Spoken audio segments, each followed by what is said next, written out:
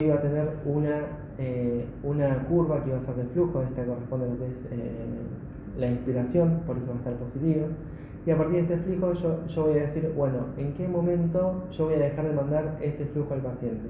Cuando es el 15% del pico, el 20%, el 5%, lo que sea. Esto lo puedo setear hasta el 25%. Entonces, viene el flujo, va a tener una velocidad pico, empieza a bajar el pico y en este momento cuando yo digo que diga, en este caso el 15%, corta este flujo y ahí es el momento cuando el paciente empieza su expiración. Por eso es que lo va a manejar el paciente, porque la velocidad con que lo mete lo va a decir el paciente y no el respirador, porque yo no lo voy a estar seteando el tiempo inspiratorio. Para hacer un resumen de lo que estamos haciendo, cuando uno tiene CMB más presión soporte, la frecuencia respiratoria no la va a manejar el paciente, sino que lo voy a manejar yo y lo voy a soportar en cuando el paciente haga el esfuerzo respiratorio, cuando estén esos milisegundos de esa ventana abierta que va a permitir la sincronización con el paciente. Y el tiempo expiratorio lo censo yo. En asistido controlado la frecuencia respiratoria la va a manejar el paciente, pero el tiempo inspiratorio lo voy a manejar yo porque lo voy a setear yo.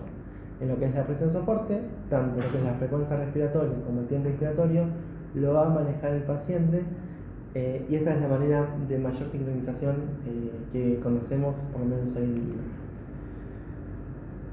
Unas últimas palabras le corresponden a lo que es volumen garantizado. Todas estas maneras, siempre nosotros, en medio lo que se prefería era manejar la presión porque se pensaba que la presión era lo que más dañaba el pulmón. Diferentes estudios están empezando a decir que no es lo que daña la presión, sino que lo que daña es el volumen que yo estoy dándole con esa presión.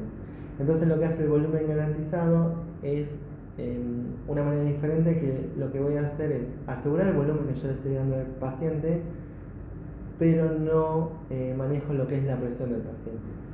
Cuando es un episodio agudo, por ejemplo una enfermedad de media se usa 4 mililitros por kilo, hasta un 7 por kilo cuando puede ya ser un displásico o un bebé más grande. Hablamos del daño pulmonar.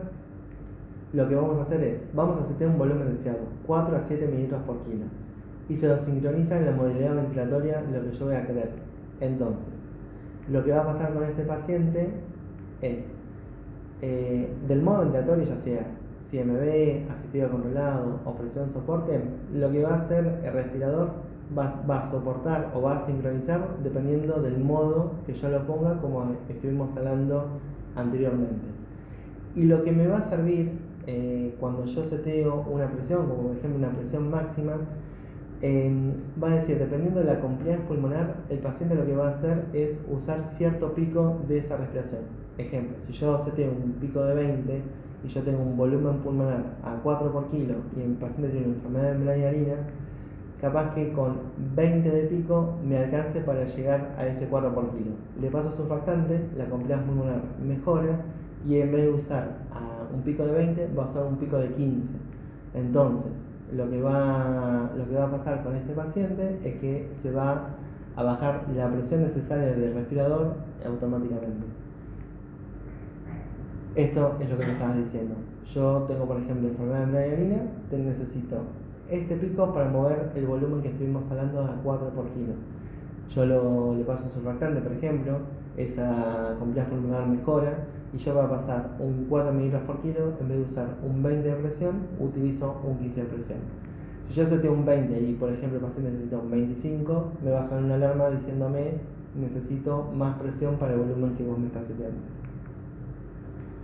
Como para nombrarlo nada más, hay una forma de respirador que se llama Clio, que es un control automatizado de la FIO2, que hay un rango de saturación que uno pone y cuando baja ese rango de saturación aumenta la FIO2 automáticamente del respirador y nada más por ahora. Robert, te hago una pregunta. Sí. De los modos ventilatorios, ¿cuál es el que más se utiliza? Dijimos que había uno que era asistido controlado, presión de soporte, sincronizado, más presión de soporte o volumen garantizado. Como todo esto fue una evolución y pasamos de no sincronizado a sincronizado, lo que más se utiliza los neonatólogos, pero por una cuestión de comodidad, no por una cuestión de beneficio y demás, es el CMB más presión soporte. Ese es el que usualmente utilizan porque es como se sientan más cómodos. La realidad es que los otros modos a mí me gustan bastante más porque sincronizan mucho más el esfuerzo del paciente y dependiendo de lo que le está pasando al paciente es que el respirador se va adecuando. Lo que sí, para tener esos modos ventilatorios hay que tener un buen sensor de flujo y demás, que muchas veces hay neos que ni siquiera los tienen y hay otros que no están acostumbrados a utilizarlos. O sea que sí o sí necesitan el sensor de flujo para poder sensar. Para poder sincronizar bien al paciente, sí. Exacto. Sí. Y si no se tiene, es más seguro el CMB, que es el método que menos sincroniza. O sea que, por ejemplo, asistido controlado y presión de soporte serían para un paciente que está postquirúrgico, que se está por despertar o que tiene esfuerzo respiratorio, por ejemplo, un ejemplo para dar para que entiendan. ¿En qué caso aplicarían asistido controlado o presión de soporte? Cuando un paciente, por ejemplo, es un postquirúrgico y está sedado, en general ahí vos vas a manejar todos porque el paciente no va a tener esfuerzo respiratorio. Okay. Entonces de esa manera te va a convenir un 100 mb más presión de soporte. Porque si el paciente puede llegar a presentar un esfuerzo respiratorio, el respirador lo que va a hacer es, va a sensar eso y por lo menos si respira una, por lo menos lo va a sincronizar. En cambio se asincronizaría si no tuviese ese modo ventilatorio, si es como antes, ¿se entendió? Sí.